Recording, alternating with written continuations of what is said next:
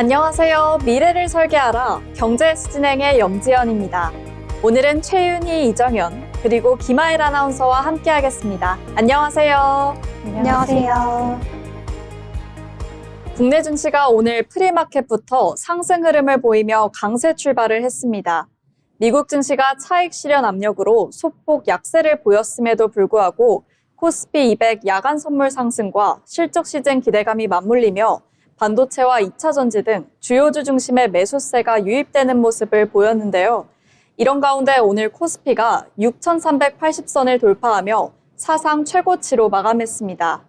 미국과 이란 전쟁 발발 이전인 지난 2월 26일 기록한 종가 기준 최고치를 54일 만에 넘어섰습니다.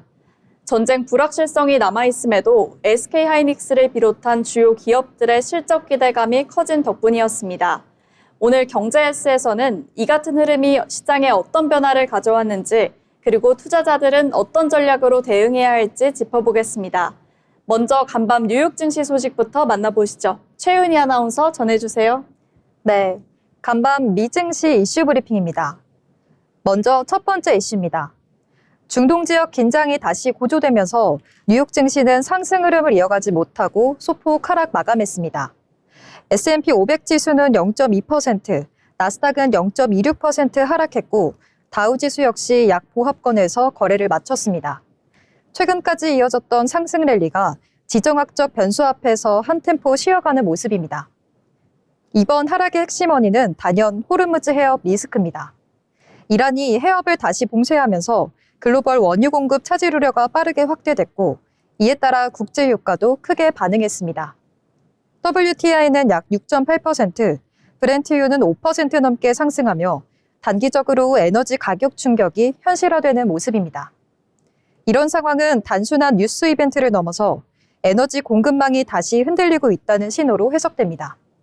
다만 시장은 아직 완전히 비관적인 상황은 아닙니다. 투자자들은 긴장은 높아지고 있지만 결국 협상으로 갈 가능성이 높다는 기대도 함께 반영되고 있습니다. 실제로 시장에서는 이번 긴장 고조가 협상에서 유리한 위치를 차지하기 위한 전술적 움직임이다 라는 가능성도 제기되고 있습니다. 즉 현재 시장은 단기 리스크 확대와 중장기 협상 기대 이 두 가지가 동시에 작용하고 있는 구조입니다. 다음 뉴스입니다. 이제 이 에너지 이슈가 금리 정책까지 영향을 주고 있습니다. 핵심 흐름은 간단합니다. 유가가 상승하면 물가가 상승하고 이어서 금리 인하 어려움으로 이어졌지만 현재 주요 투자은행들은 미국의 금리 인하 시점이 늦어질 가능성이 높다고 보고 있습니다. 대부분 전망이 기존 7월 인하에서 9월 이후로 밀리는 흐름입니다. 일부 기관은 아예 연말까지도 인하가 늦어질 수 있다고 보고 있습니다. 그 배경에는 실제 물가 데이터가 있습니다. 최근 미국 소비자 물가는 전년 대비 3.3% 상승하면서 다시 상승 압력을 보이고 있고 특히 휘발유 가격이 무려 18% 이상 급등했습니다. 이건 시장 입장에서 굉장히 중요한 포인트입니다. 에너지 가격 상승은 단순히 한 항목이 아니라 전체 물가를 자극하는 확산형 변수이기 때문입니다. 즉 유가가 오르면 운송비 상승과 생산비 증가, 소비자 가격 상승으로 이어지면서 경제 전반에 영향을 주게 됩니다. 이 때문에 연준 입장에서는 금리를 섣불리 내리기 어려운 환경이 만들어지고 있습니다. 실제로 시장에 반영된 금리 전망도 변화하고 있습니다. 9월 기준 정책금리 기대치는 최근 계속 상승하고 있고 금리 인하 횟수 역시 줄어드는 흐름을 보이고 있습니다. 정리하면 지금 시장은 금리 인하 기대보다 인플레이션 경계가 더 강한 국면이라고 볼 수 있습니다. 다음 뉴스입니다. 애플이 15년 만에 CEO 교체를 발표했습니다. 팀 쿡 CEO가 물러나고 존 터너스가 새로운 CEO로 취임할 예정입니다. 이번 이슈는 단순한 인사 뉴스가 아니라 빅테크 전략 변화 측면에서 중요하게 봐야 합니다. 팀 쿡 체계에서는 애플은 아이폰 중심 하드웨어 기업에서 서비스 중심 기업으로 완전히 체질을 바꾸는 데 성공했습니다. 실제로 아이클라우드와 애플뮤직, 애플페이 같은 서비스 사업이 이익 측면에서는 아이폰보다 더 중요한 축으로 성장했습니다. 하지만 지금 시장의 관심은 그 다음 단계입니다. 바로 AI 경쟁력입니다. 현재 글로벌 빅테크들은 AI 모델, AI 플랫폼, AI 디바이스를 중심으로 빠르게 경쟁하고 있는데 애플은 상대적으로 이 부분에서 뒤처졌다는 평가를 받고 있습니다. 그래서 새 CEO인 터너스의 역할이 중요해졌습니다. AI 중심 하드웨어, 스마트 글라스와 웨어러블 기기, AI 기반 사용자 경험을 강화하는 방향으로 전략을 추진할 것으로 예상됩니다. 즉, 이번 CEO 교체는 애플의 다음 10년은 AI에 달려있다는 메시지를 보여주기도 합니다. 정리해보면 현재 시장은 중동 리스크로 인한 유가 상승, 인플레이션 재자극, 금리 인하 지연 가능성, 그리고 빅테크 AI 경쟁, 이 네 가지 축이 동시에 진행하고 있습니다. 지금은 개별 뉴스 하나보다 이 이슈들이 어떻게 연결되는지 보는 시각이 중요합니다. 지금까지 간밤 미증시 이슈 브리핑이었습니다.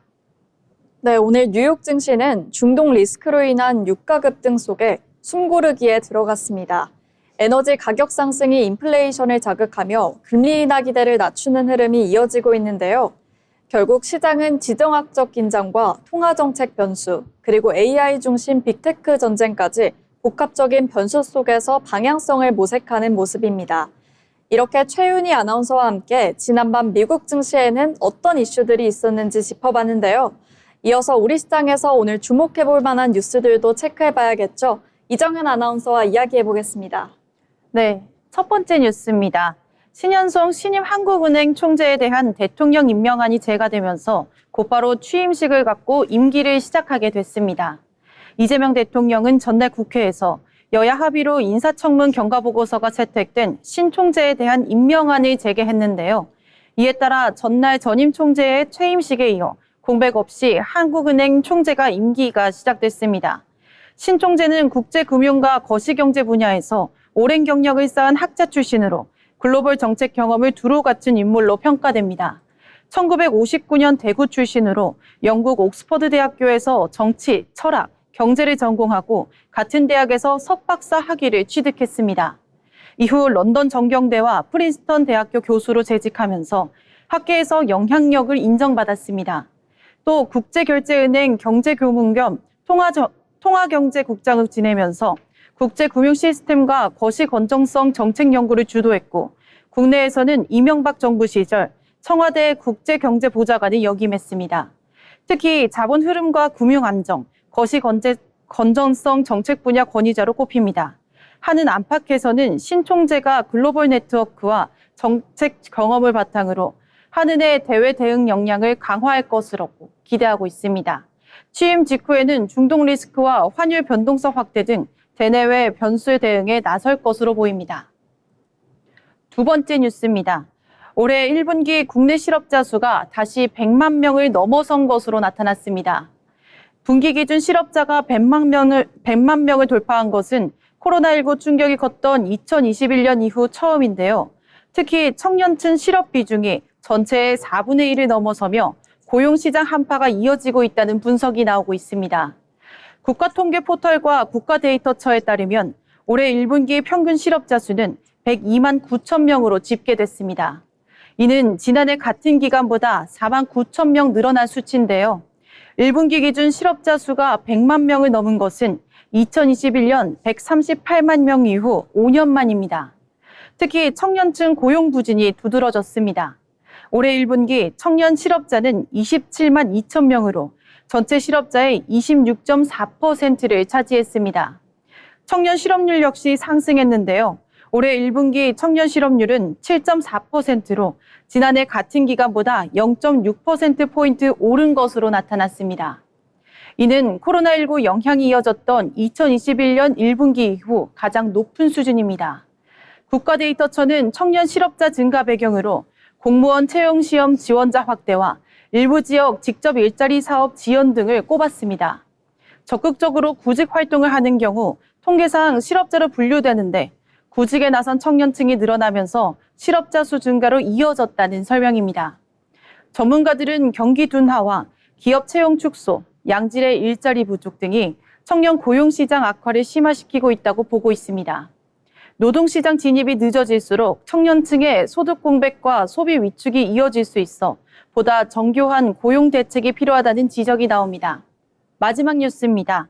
정부가 이번 주 발표를 앞둔 석유 제품 4차 최고 가격을 민생 경제 상황, 재정 부담, 유종별 소비 특성 등을 종합적으로 고려해 결정하겠다고 밝혔습니다.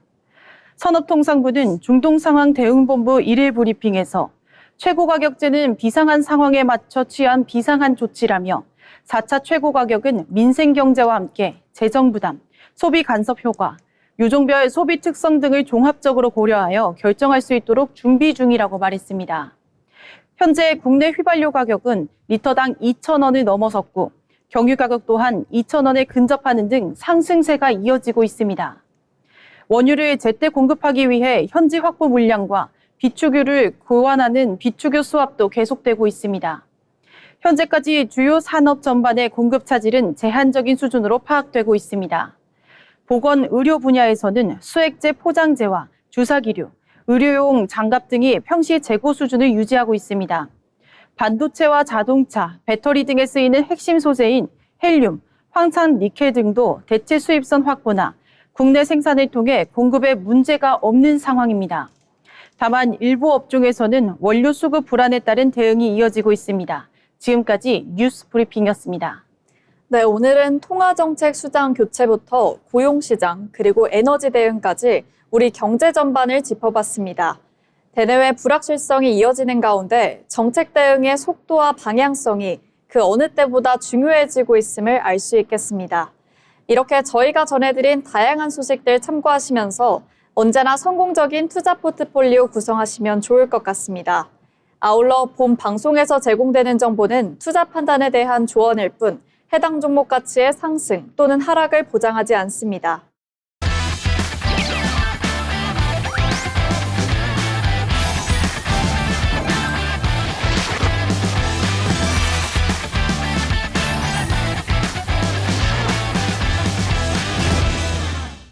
네, 이번 시간은 부자가 되고 싶은 아나운서들이 모여 주식과 경제 이야기 나눠보는 돈의 맛 시간입니다. 먼저 국내 증시 마감 상황 알아보겠습니다. 김하일 아나운서 전해주시죠. 4월 21일 화요일 국내 증시 마감 시황입니다. 오늘 시장은 6,380선을 돌파하면서 의미 있는 흐름을 만들어냈습니다. 중동 지역을 둘러싼 지정학적 긴장감이 이어지는 상황에서도 대형주의 상승세를 보이면서 지수 상승을 견인했는데요. 여기에 실적 시즌에 대한 기대감과 외국인 수급까지 유입되면서 투자 심리도 한층 개선되는 모습이었습니다. 대불확실성은 여전히 남아있지만 오늘 시장은 이를 이겨내면서 상승 흐름 이어갔습니다. 오늘 증시 자세히 살펴보겠습니다. 먼저 코스피 지수입니다. 코스피는 전거래일보다 2.72% 상승한 6,388선에서 마감했습니다. 장 초반 빠르게 6,300선을 돌파했고요. 이후에는 상승폭을 일부 줄이기도 했지만 전반적으로 견조한 흐름을 이어갔습니다. 특히 오전 한때 변동성을 보이기도 했지만 이후 점차 낙폭을 만회하면서 상승폭을 다시 확대하는 모습이었습니다. 오후 들어서는 추가적인 매수세가 유입되면서 고점 부근까지 올라갔고요. 장 막판까지 상승 흐름 유지하면서 결국 연중 최고치 수준에서 거래를 마쳤습니다. 코스닥은 전거래일보다 0.36% 상승한 1,179선에서 마감했습니다. 장 초반 하락 출발하며 1,180선을 하회하기도 했지만요. 이후 낙폭을 점차 줄이면서 반등을 시도하는 모습이었습니다. 약세 흐름 속에서 제한적인 등락을 이어가기도 했지만 오후 들어 매수세가 유입되면서 점차 상승 전환에 성공했습니다. 특히 장 막판으로 갈수록 상승폭을 확대하면서 결국 강보합권에서 거래를 마쳤습니다. 코스피 수급 상황 이어서 살펴보겠습니다. 외국인이 1조 3천억 원 넘게 순매수에 나선 가운데 기관도 7천억 원대 매수세를 보이면서 지수 상승을 뒷받침했습니다. 반면 개인은 1조 9천억 원 가까이 순매도에 나서면서 차익 실현에 집중했는데요. 오늘 코스피 시장은 외국인과 기관이 동반 매수에 나서면서 상승을 이끈 모습이었습니다. 코스닥 수급 상황도 이어서 살펴보겠습니다. 외국인이 3천억 원대 순매도에 나선 가운데 기관 역시 1천억 원대 매도 우위를 보이면서 부담으로 작용했습니다. 반면 개인은 5천억 원 넘는 순매수에 나서면서 물량을 받아냈는데요. 코스닥 시장은 개인이 매수세를 주도한 가운데 기관과 외국인의 매도세가 맞서는 흐름이었습니다. 코스피 시가총액 상위 종목 가운데 오늘은 대부분 종목이 상승세를 보이면서 전반적으로 붉은 흐름을 보였습니다. 특히 삼성전자가 2% 넘게 상승하면서 21만 9천 원 선에서 마감했는데요. 반도체 업황 개선 기대감이 주가에 반영된 흐름이었습니다. SK 하이닉스도 5% 가까이 급등하면서 강한 상승세를 보였습니다. 여기에 LG 에너지 솔루션이 10% 넘는 급등세를 보이면서 2차 전지 관련 기대감 속에서 시장 상승을 주도했습니다. 코스닥 시가총액 상위 종목 가운데서는 종목별로 엇갈린 흐름이 나타났습니다. 먼저 에코프로와 에코프로비엠이 각각 5% 안팎 상승하면서 2차 전지 관련 종목들이 강세를 보였습니다. 반면 알테오제는 소폭 하락하면서 차익 실현 매물이 출회됐고 레인보우 로보틱스 역시 1%대 약세를 보이면서 일부 성장주 중심으로는 부담이 이어졌습니다. 오늘 시장은 대외 불확실성 속에서도 삼성전자 등의 대형주 상승에 힘입어 견조한 흐름을 보였습니다. 당분간은 이러한 수급 흐름과 실적 기대를 중심으로 종목별 차별화 장세가 이어질 전망입니다. 지금까지 국내 증시 마감 시황이었습니다. 네, 오늘 국내 증시는 대외 불확실성 속에서도 외국인과 기관의 동반 매수에 힘입어 사상 처음으로 6,300선을 돌파했습니다. 특히 반도체와 2차 전지 등 주요 업종이 상승을 이끌며 투자 심리가 뚜렷하게 개선되는 모습이었습니다. 다만 종목별 차별화 흐름이 이어지고 있는 만큼 향후 실적과 수급 변화에 따른 시장 흐름 주목해 보셔야겠습니다. 그럼 오늘 장에서 어떤 종목들이 주목받았는지도 살펴봐야겠죠. 먼저 최윤희 아나운서 어떤 종목일까요? 네, 오늘 제가 가져온 종목은 삼성 SDI입니다. 삼성 SDI가 대형 수주 소식에 힘입어 오늘 신고가를 경신했습니다. 최근 부진했던 2차 전지 업종과 달리 단기간에 강한 상승세를 보이며 투자 심리가 빠르게 개선되는 모습이었습니다. 이번 상승은 외국인과 기관의 동반 매수세가 주도했습니다. 특히 이번 주가 상승의 핵심 배경은 메르세데스 벤츠와의 대형 공급 계약인데요. 삼성 SDI는 벤츠와 차세대 전기차 배터리 공급 계약을 체결하고 2028년부터 전기차 플랫폼에 배터리를 공급할 예정입니다. 공급 규모는 수조 원대로 추정되며 삼성 SDI가 벤츠에 배터리를 납품하는 것은 이번이 처음입니다. 이로써 삼성 SDI는 BMW와 아우디에 이어 독일 프리미엄 완성차 3사를 모두 고객사로 확보하게 됐습니다. 업계에서는 이번 계약을 단순 수주가 아닌 글로벌 배터리 공급망 재편의 신호로 보고 있습니다. 그동안 유럽 완성차 업체들은 중국 업체의 의존도가 높았지만 정책 리스크와 공급망 안정성 이슈로 공급처 다변화가 필요해졌고 그 대안으로 삼성 SDI가 부상했다는 분석입니다. 특히 삼성 SDI는 헝가리 생산 거점을 보유하고 있어 유럽 현지 생산 요건과 정책 측면에서도 유리한 위치에 있습니다. 기술 경쟁력도 긍정적으로 평가됩니다. 삼성 SDI는 고성능 하이니켈 배터리 분야에서 강점을 보유하고 있으며 이번 계약 역시 고성능 전기차 중심으로 공급될 예정입니다. 결국 이번 상승은 단기 수주 모멘텀과 중장기 성장 기대가 동시에 반영된 흐름을 보이고 있습니다. 그럼 차트 보겠습니다. 시가는 55만 1,000원으로 시작해 고가는 64만 8,000원을 터치했고 마감 종가는 64만 1,000원에 마감됐습니다. 네, 오늘 삼성 SDI는 대형 수주를 계기로 글로벌 배터리 경쟁력을 다시 한번 입증했습니다. 단기 상승을 넘어 중장기 성장 스토리까지 시장의 기대가 반영되는 모습이었는데요. 중장기 성장성에 대한 기대가 이어지고 있는 만큼 계속해서 주목해 보시면 좋을 것 같습니다. 이어서 다음 특징주도 살펴보겠습니다. 오늘 건설주가 일제히 강세를 보였습니다. 국내 건설업종이 중동 전후 복구와 대체에너지 인프라 투자 확대를 계기로 다시 한번 대형 수주 사이클에 진입할 가능성이 크다는 증권사 진단이 투심을 자극한 것으로 풀이됩니다. 그중 대우건설이 눈에 띄는 신고가를 경신했습니다. 오늘 오전 대우건설은 전일 대비 15.84% 오른 32,550원을 기록했습니다. 장 초반 33,500원까지 오르면서 52주 신고가를 경신했는데요. GS건설과 DLENC 등도 강세를 보였습니다.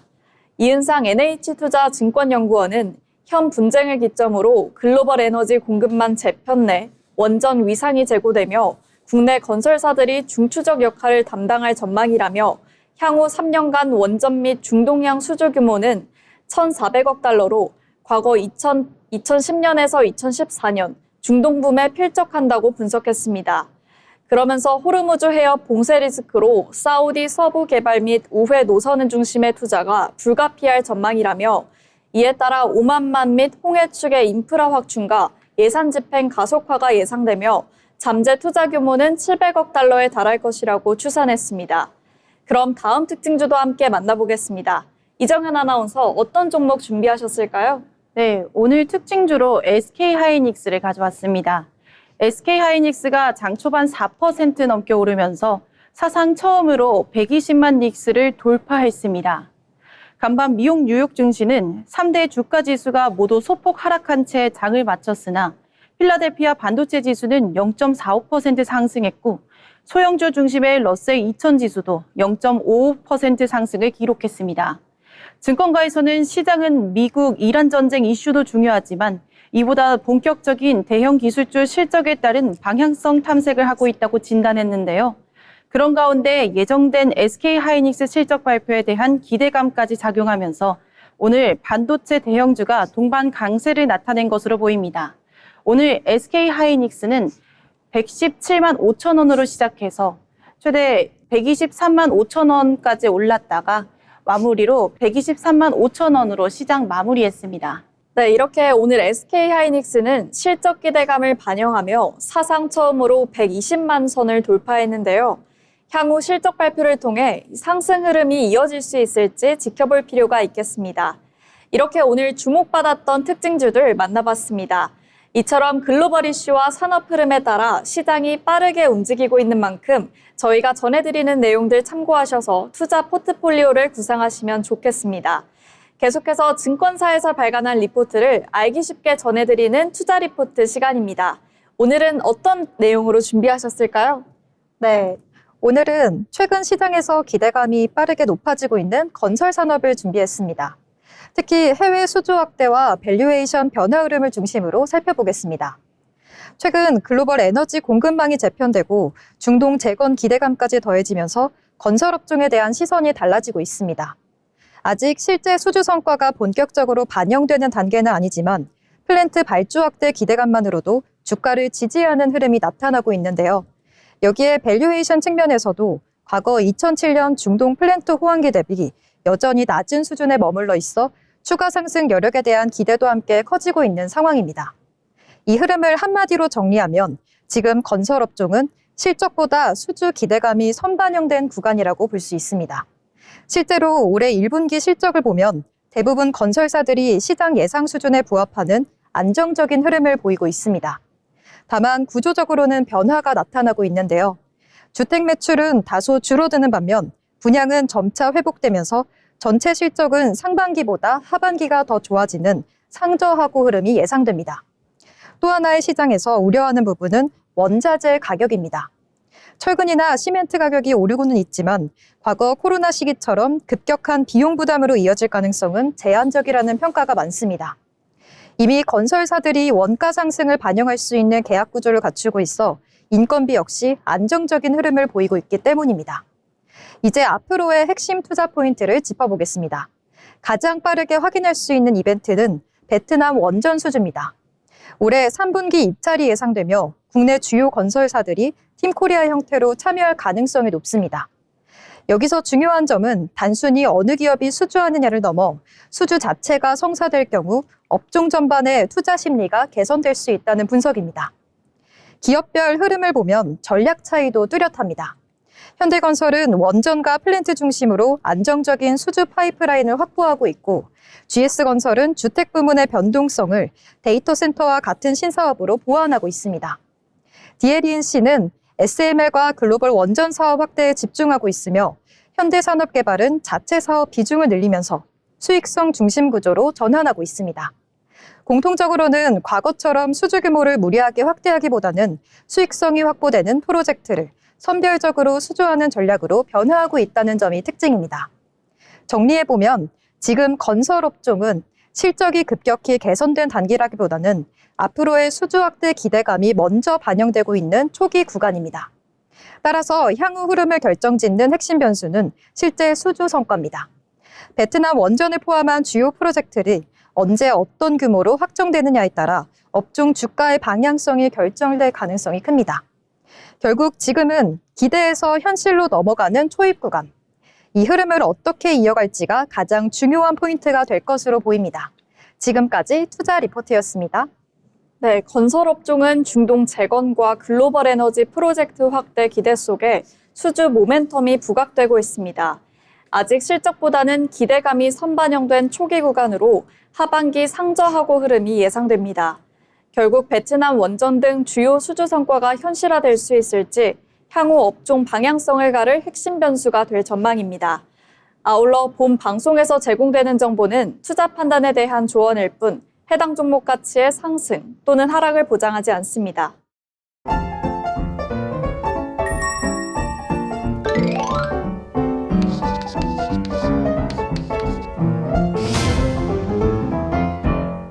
네, 오늘 방송 벌써 마칠 시간이 다가왔는데요. 그럼 마지막으로 오늘 시장을 한 줄로 요약해 보도록 하겠습니다. 먼저 최윤희 아나운서부터 오늘장 어떻게 보셨나요? 네, 저는 오늘 시장을 실적이 모든 걸 이긴 장으로 표현하겠습니다. 코스피는 6,380선을 돌파하며 종가 기준 사상 최고치를 경신했는데요. 여전히 중동 리스크가 남아있는 상황에서도 투자자들은 불안보다 기업 실적에 더 주목하는 모습을 보였습니다. 특히 상승을 이끈 핵심은 SK하이닉스 실적 기대감이었는데요. 여기에 2차 전지와 반도체 중심의 대형주 강세까지 더해지면서 시장 전반의 리스크보다 성장 기대가 우위에 선 흐름이었습니다. 결국 지금 시장은 전쟁이라는 변수보다도 앞으로 얼마나 더 벌 수 있느냐에 집중하고 있다고 보면 되겠습니다. 네, 그러면 이정현 아나운서는 오늘장 어떻게 보셨나요? 네, 저 또한 실적 발표에 따른 낙관적인 오늘 시장이라고 바라봤습니다. 미국 이란 간 협상 관망 심리 확대에서도 우리 기업들의 실적 발표가 이어지면서 오늘 시장 빨강불을 켜면서 낙관적인 모습을 보였었는데요. 앞으로도 이어지는 실적 시즌, 오늘 같은 순환매 장세 꾸준히 이어갔으면 좋겠습니다. 네, 두 분께서 오늘장을 잘 정리해 주셨는데요. 오늘 시장은 한마디로 파죽지세였습니다. 대외 변수에도 불구하고 상승 흐름을 이어가는 모습이었는데요. 지수는 사상 최고치를 경신하며 의미 있는 흐름을 만들어냈고요. 이 상승세가 내일까지 계속해서 이어질 수 있을지 함께 지켜보면 좋을 것 같습니다. 오늘 방송은 여기서 마치겠습니다. 시청해주신 여러분 고맙습니다.